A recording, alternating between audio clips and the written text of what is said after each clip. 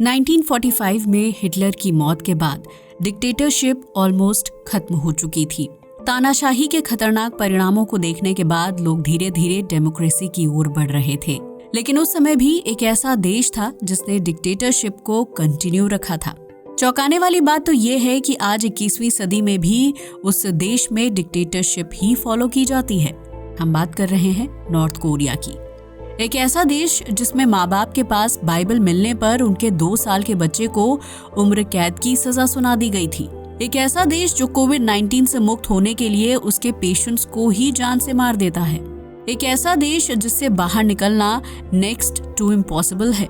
North Korea 1945 के Hitler empire का एक दूसरा रूप है जो आज 21वीं सदी में भी सरवाइव कर रहा है। आखिर क्यों ये देश इतना खतरनाक है और इससे बाहर निकलना इतना कठिन क्यों है, जानेंगे आज के इस वीडियो में। ये वीडियो हमारे आम वीडियोस के मुकाबले काफी यूनिक और इंटरेस्टिंग होने वाला है, इसलिए इसे अंत तक जरूर देखिएगा। तो बिना समय गंवाए आइए शुरू करते हैं। नॉर्थ कोरिया दुनिया के सबसे गरीब देशों में से एक है। ऐसा माना जाता है कि इस देश की जीडीपी का 3/4 हिस्सा सिर्फ मिलिट्री और वेपन्स में इन्वेस्ट किया जाता है। किसी भी देश को बनाने और बिगाड़ने के पीछे उसके लीडर्स का हाथ होता है। नॉर्थ कोरिया का सबसे करीबी पड़ोसी यानी साउथ कोरिया आज दुनिया के सबसे मॉडर्न देशों में से एक है। जहां नॉर्थ कोरिया में बेसिक जरूरतों जैसे खाना और पानी की कमी है, वहीं साउथ कोरिया आज दुनिया का 14वां सबसे अमीर देश बन चुका है। इन दोनों देशों की हालत के पीछे इनके लीडर्स का हाथ बताया जाता है। 1948 में किम टू सुंग ने नॉर्थ कोरिया की कमान को अपने हाथ में लिया था। ये नॉर्थ कोरिया के पहले डिक्टेटर थे और तब से अभी तक इनकी ही सरकार वहां पर रूल कर रही है। किम टू सुंग नॉर्थ कोरिया की जनता को पूरी तरह से कंट्रोल में रखते थे। कोई भी व्यक्ति उनकी परमिशन के बिना देश को छोड़कर नहीं जा सकता था। सिर्फ इतना ही नहीं, उनके अगेंस्ट जो भी आवाज उठाता था उसे या तो उम्र कैद या फिर कंसंट्रेशन कैंप में भेज दिया जाता था। कंसंट्रेशन कैंप्स सबसे पहले हिटलर के समय में पॉपुलर हुए थे।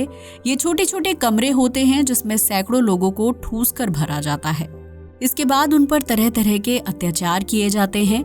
हिटलर के समय में इन कंसंट्रेशन कैंप्स में जहरीली गैसें रिलीज की जाती थी। इससे लोगों को सांस लेने में दिक्कत होने लगती थी और उनकी घुट घुट कर मौत हो जाती थी। हैरानी वाली बात यह है कि ये सिलसिला आज भी जारी है। नॉर्थ कोरिया का करंट डिक्टेटर यानी किम जोंग उन अपने मन मुताबिक लोगों को सजाएं देता रहता है। खैर, जहां नॉर्थ कोरिया डिक्टेटरशिप में आगे बढ़ रहा था, वहीं साउथ कोरिया अपने आप को धीरे धीरे बिल्ड करने में लगा था। 1961 में पाक चुंग ही नाम के लीडर ने साउथ कोरिया को टेक ओवर किया था और ये इस देश के लिए एक टर्निंग पॉइंट था। चुंग ही ने साउथ कोरिया को एक डेमोक्रेटिक कंट्री बनाने के पीछे काम किया। लोगों को बराबर अधिकार दिए गए और उन्हें अपना कारोबार स्टार्ट करने में मदद की गई। सिर्फ इतना ही नहीं, साउथ कोरियन सरकार ने अपने देश को एक एक्सपोर्ट बेस्ड इकोनॉमी बनाया। इससे वो बाहर की दुनिया से कनेक्ट होने लगे और उनका देश मॉडर्न बनने लगा। आज साउथ कोरिया की काफी सारी चीजें दुनिया भर में फेमस हैं। आपको जानकर हैरानी होगी कि सैमसंग कंपनी असल में साउथ कोरिया की ही है। सबसे ज्यादा मोबाइल फोन्स बेचने वाला ये ब्रांड आज एप्पल जैसी विशाल कंपनी को भी टक्कर दे रहा है। बिजनेस के अलावा साउथ कोरिया ने अपने कल्चर को स्प्रेड करने के लिए भी काफी काम किया है। यही कारण है कि आज के पॉप और के ड्रामा जैसी चीजें दुनिया भर में पॉपुलर हो रही हैं। दुनिया भर के लोग कोरियन म्यूजिक को सुनना और कोरियन शोज को देखना पसंद करते हैं। इसका सबसे बड़ा एग्जाम्पल BTS और ब्लैक पिंक जैसे म्यूजिकल बैंड्स हैं, जिनकी एक बहुत बड़ी मार्केट इंडिया में भी है। एक समय पर साउथ कोरिया की कंडीशन भी नॉर्थ कोरिया जैसी ही हुआ करती थी, लेकिन वहां की सही लीडरशिप ने इस देश को पूरी तरह से बदल कर रख दिया। साइकोलॉजिस्ट के मुताबिक जो भी लीडर्स एक डिक्टेटर के रूप में सामने आते हैं, उनमें नार्सिसिज्म की मात्रा बहुत ज्यादा होती है। नार्सिसिज्म एक मेंटल कंडीशन है जिसमें इंसान अपने आप को सबसे सुप्रीम समझने लगता है। वो अपने अच्छे के अलावा किसी के बारे में नहीं सोचता। एडोल्फ हिटलर से लेकर किम जोंग उन तक ये नार्सिसिज्म ऑलमोस्ट हर डिक्टेटर में पाया जाता है। आपको जानकर हैरानी होगी कि नॉर्थ कोरिया की ज्यादातर पॉपुलेशन किम जोंग को भगवान मानती है। जगह जगह पर किम की मूर्तियों को स्टैब्लिश किया गया है। किताबों में गलत इन्फॉर्मेशन डालकर ऐसा दिखाने की कोशिश की गई है जैसे किम ने बहुत चमत्कारी और बहादुरी वाले काम किए हों। टीवी न्यूज और अखबारों में लगातार किम से जुड़ी अच्छी बातें बताई जाती हैं ताकि लोगों को बेवकूफ बनाया जा सके। हैरानी वाली बात तो ये है कि यही सेम चीजें हिटलर के समय में भी की जाती थी। अगर किम जोंग को 21वीं सदी का हिटलर कहा जाए तो ये गलत नहीं होगा। अब सवाल ये आता है कि जब नॉर्थ कोरियंस इतनी बड़ी दिक्कत में हैं तो वो देश छोड़कर भाग क्यों नहीं जाते? ये ऑप्शन तो काफी अच्छा है, लेकिन दिक्कत ये है कि नॉर्थ कोरिया से बाहर निकलना इल्लीगल है। अगर कोई भी इंसान देश को छोड़ते हुए पकड़ा जाता है तो उसे कंसंट्रेशन कैंप में डाल दिया जाता है। उन कैंप्स में लोगों को ऐसे टॉर्चर दिए जाते हैं कि मरना भी उसके मुकाबले आसान लगता है। लेकिन इसके बावजूद हिस्ट्री में कई ऐसे लोग हुए हैं जिन्होंने नॉर्थ कोरिया को सक्सेसफुली एस्केप किया है। इस देश से बाहर निकलने के 3 मेन रास्ते हैं: south Korean border, Chinese border and Russian border. इनमें से साउथ कोरिया बॉर्डर को सबसे अच्छा ऑप्शन माना जाता है। ऐसा इसलिए है क्योंकि साउथ कोरियन गवर्नमेंट पूरे कोरिया के सिटीजन्स को अपना सिटीजन मानती है। उनके मुताबिक नॉर्थ कोरियन लोग भी उनके अपने हैं और वो उन्हें बचाने के लिए हर मुमकिन कोशिश करेंगे। अब साउथ कोरिया बॉर्डर को पार करना सबसे अच्छा ऑप्शन जरूर है, लेकिन अच्छा होने के साथ ये सबसे कठिन ऑप्शन भी है।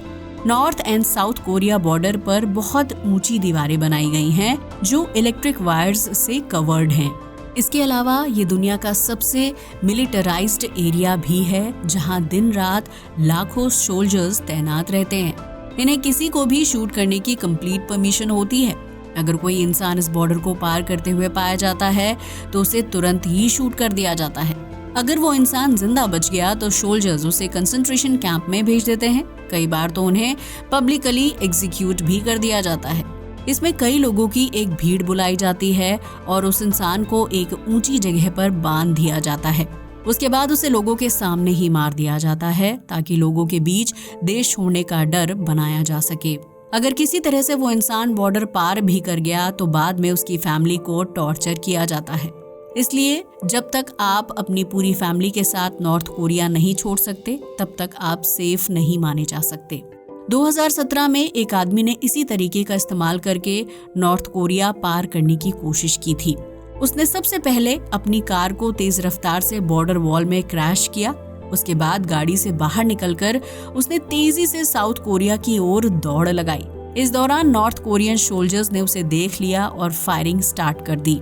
उस फायरिंग में उसे 5 गोलियां लगीं और उसका आधे से ज्यादा खून बह गया, लेकिन इसके बावजूद वो साउथ कोरिया में सक्सेसफुली एंटर हो गया।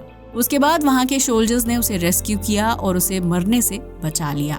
रिपोर्ट्स के मुताबिक आज वो इंसान सियोल शहर में रहता है जो साउथ कोरिया की कैपिटल भी है। लेकिन ये उन रेयर इंसानों में से एक था जो साउथ कोरिया से बाहर निकल पाया। ज्यादातर लोगों को सोल्जर्स पकड़ लेते हैं जिसके बाद उनके साथ जानवरों जैसा व्यवहार किया जाता है। नॉर्थ कोरिया के ईस्ट एंड वेस्ट में समुद्र है जहां से बाहर निकलना और भी ज्यादा कठिन माना जाता है। इसके ईस्ट साइड पर जापान देश है जो नॉर्थ कोरियंस के लिए एक अच्छा ऑप्शन हो सकता है, लेकिन जापान तक पहुंचने के लिए समुद्र के एक बहुत ही खतरनाक एरिया को पार करना पड़ता है। उस एरिया में लगातार तूफान और टोर्नाडोज आते रहते हैं जो किसी भी मामूली बोट को इजीली डुबा सकते हैं। इसके अलावा नॉर्थ कोरिया के लोग इतने अमीर नहीं होते कि वो एक बोट को अफोर्ड कर पाएं। वहाँ के ज्यादातर लोगों के पास बेसिक जरूरतों के भी पैसे नहीं होते। एक बोट तो फिर भी बहुत दूर की बात है। जापान के ऑप्शंस को कैंसिल करने के बाद नॉर्थ कोरिया एस्केप करने के सिर्फ 2 रास्ते बचते हैं, चाइना एंड रशिया। रशिया और नॉर्थ कोरिया का बॉर्डर काफी छोटा है जहां सोल्जर्स की संख्या भी बहुत कम रहती है। ये सुनने में भले ही बहुत अच्छा ऑप्शन लग रहा हो, लेकिन ऐसा बिल्कुल भी नहीं है।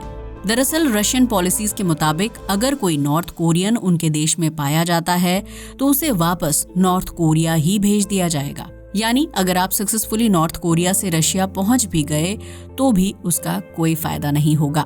ज्यादातर लोग रशिया को चाइना से बेहतर ऑप्शन मानते हैं। ऐसा इसलिए है क्योंकि नॉर्थ कोरिया और चीन का बॉर्डर करीब 1300 किलोमीटर लंबा है। इस रास्ते में नदियां, पहाड़ और जंगल भी हैं, जो छिपने के लिए एक अच्छा ऑप्शन साबित हो सकते हैं। चाइना की आर्मी भी रशिया की तरह रेफ्यूजीज को वापस नॉर्थ कोरिया भेज देती है, लेकिन इसके बावजूद नॉर्थ कोरियंस चाइना इसलिए जाते हैं ताकि वो मंगोलिया देश में पहुंच सकें। मंगोलिया की पॉलिसीज चीन के मुकाबले काफी अलग हैं।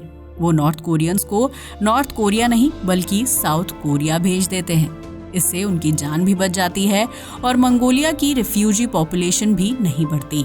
कई लोग तो चाइना में अपनी आइडेंटिटी बदलकर सालों गुजार देते हैं ताकि वो मंगोलिया जाने का मौका ढूंढ पाएं। कुछ ऐसा ही योनमी पार्क नाम की महिला ने भी किया था। उन्होंने सबसे पहले अपनी मां के साथ चाइना के बॉर्डर को पार किया। उसके बाद चाइना की ह्यूमन एक्टिविस्ट की मदद लेकर वो मंगोलिया बॉर्डर तक पहुंची। बॉर्डर पर पहुंचने के बाद उनके सामने एक नई दिक्कत खड़ी हो गई। मंगोलियन सोल्जर्स उन्हें वापस नॉर्थ कोरिया भेजने की धमकी देने लगे।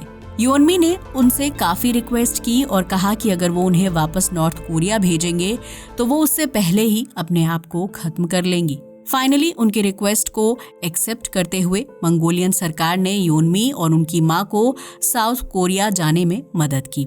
एंड में वो दोनों सक्सेसफुली नॉर्थ कोरिया को एस्केप कर पाए। आज योनमी अमेरिका की न्यूयॉर्क सिटी में रहती हैं। इंटरेस्टिंग बात यह है कि उनका एक यूट्यूब चैनल भी है जिसमें वो नॉर्थ कोरिया से जुड़ी काफी इंफॉर्मेशन शेयर करती हैं। दोस्तों, तो ये थी एक ऐसे देश की कहानी जो आज के मॉडर्न वर्ल्ड में भी अपने लोगों को इतनी क्रूरता से ट्रीट करता है। दुनिया की काफी सारी एजेंसीज नॉर्थ कोरिया को चेंज करने में डटी हुई हैं, लेकिन अभी तक इसका कोई भी पॉजिटिव रिजल्ट नहीं मिला है। वैसे अगर आपको नॉर्थ कोरिया जाने का मौका मिले तो क्या आप वहां जाना पसंद करेंगे? हमें नीचे कमेंट करके जरूर बताइएगा। आज के लिए बस इतना ही। वीडियो अच्छा लगा हो तो इसे लाइक और शेयर करें, साथ ही हमारे चैनल को भी सब्सक्राइब करें। जय हिंद दोस्तों।